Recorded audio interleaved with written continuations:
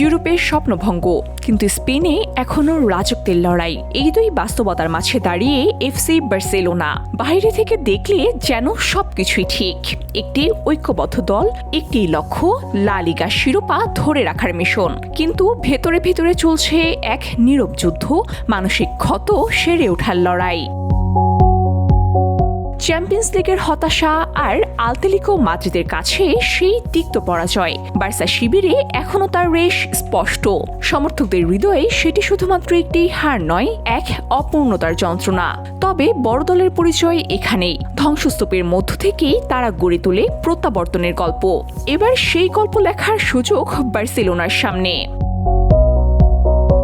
Europe হাতছাড়া হলেও Spain এখনও তাদের নাগালে। এই লড়াই শুধুমাত্র একটি শিরোপার নয়, এটি আধিপত্য ধরে রাখার, নিজেদের পুনরায় প্রমাণ করার লড়াই।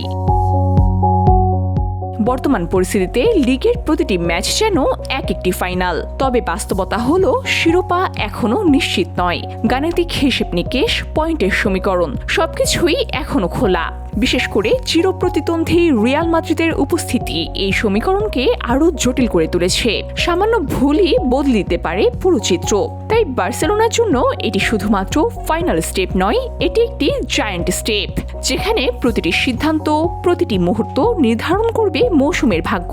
এখন প্রশ্ন, মানসিক চাপ, অতীতের ক্ষত আর প্রতিদ্বন্দ্বিতার উত্তাপ পেরিয়ে কি শেষ পর্যন্ত শিরোপা ধরে রাখতে পারবে বার্সেলোনা, নাকি শেষ মুহূর্তে নাটকীয় মোড় নিবে লা লিগার গল্প?